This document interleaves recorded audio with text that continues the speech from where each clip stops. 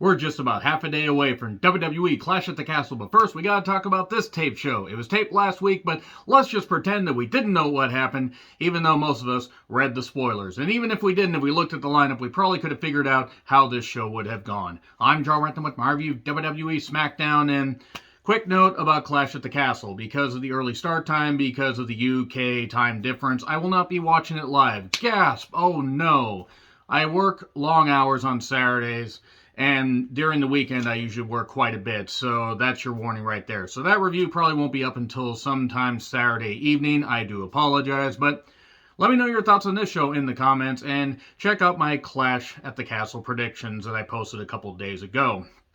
They haven't had any matches yet. They might add a pre-show match, but it's definitely going to be interesting to see how many people are packed into that stadium, because apparently there were some flummoxes as far as Ticketmaster sending out tickets and everything. So, oh boy, I hope it ended up working out okay. Anyway, the new Vicious Viking Raiders, or are they now just the Vicious Viking Raiders? They're just the Viking Raiders.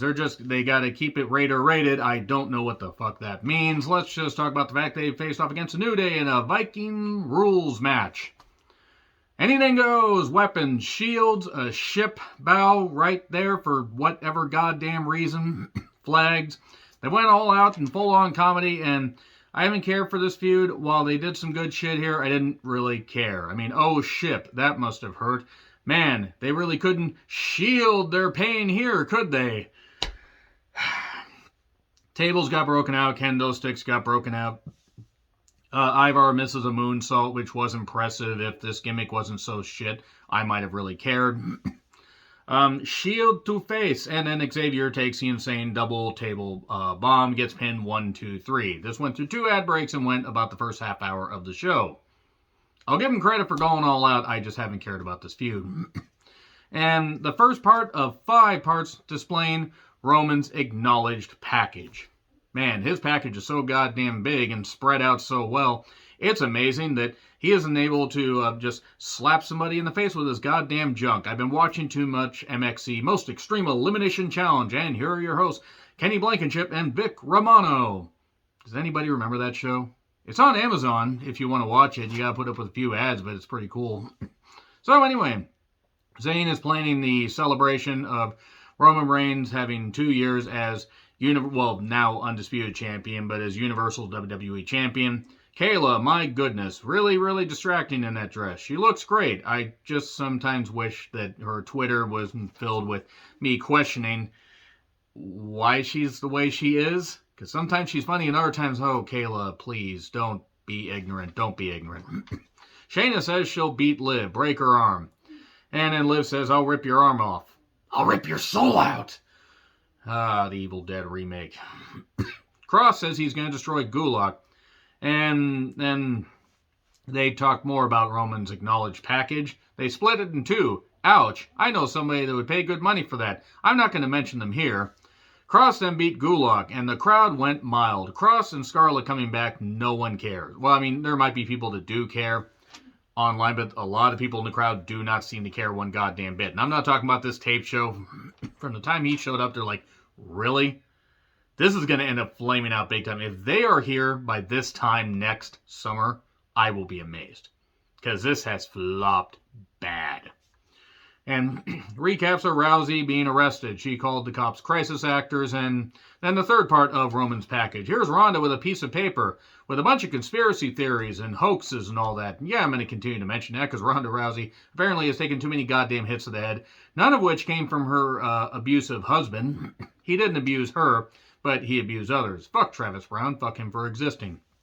So, Ronda called the suspension a hoax and then calls out Pierce. Pierce reads this and says, well, her suspension is lifted. Well, this isn't cool. Then he says people like you a few times, shrieking Triple H 2003 noises.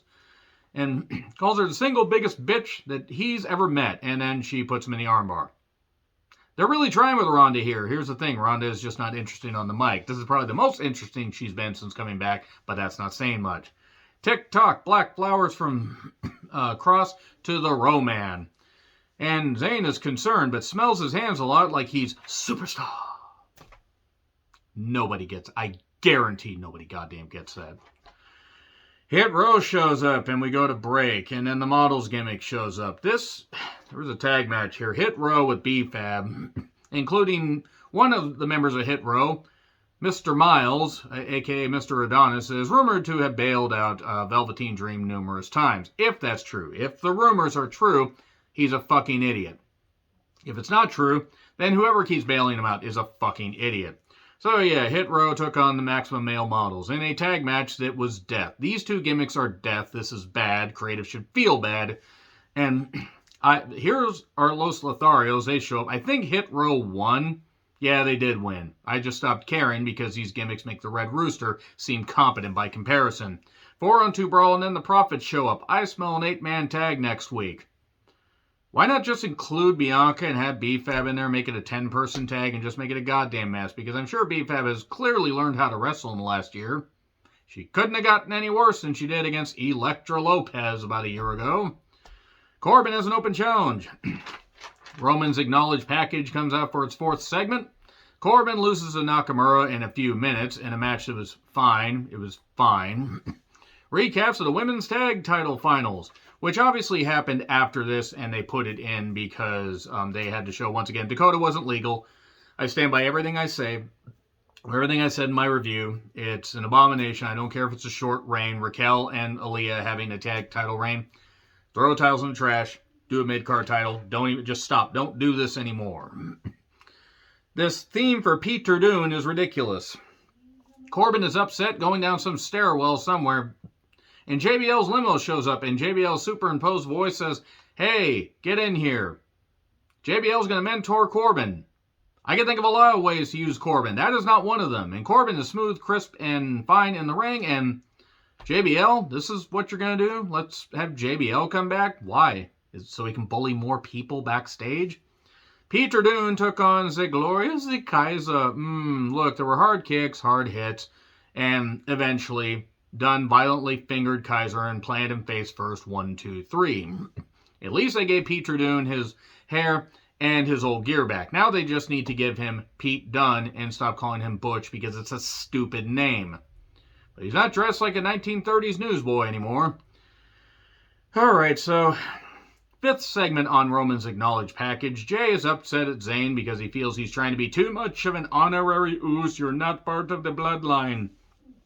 Tyson Fury says he'll be in attendance for Clash. Fuck, I don't want to see Tyson Fury back. Watch him end up inadvertently costing Drew McIntyre the match. Or they push that match for the Saudi show in October. Late October, early November. I don't remember which. So the Usos and Zayn come out. They talk about Roman Reigns' 2 years as champion. Roman arrives. He gets kicked. And that even though this is taped, so Drew's back was still beat up and lashed up. He comes down. He lays out the Usos and Zayn. Hits a dive over on all three. Kicks a chair with the via the Claymore right into Zayn's face.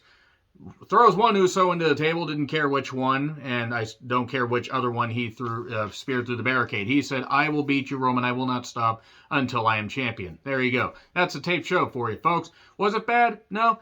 But now we're on our way to Clash at the Castle, which, once again, I will be reviewing Saturday evening, well, afternoon/evening, just depending on how long my shift goes. I apologize that I won't be there for the live tweeting. Is what it is. It do what it do. I'm about 50-50 on the card. Anyway, agree, disagree what I said. Like, share, subscribe, Twitter handle in the description. I'm John Retlin. I'll see you soon.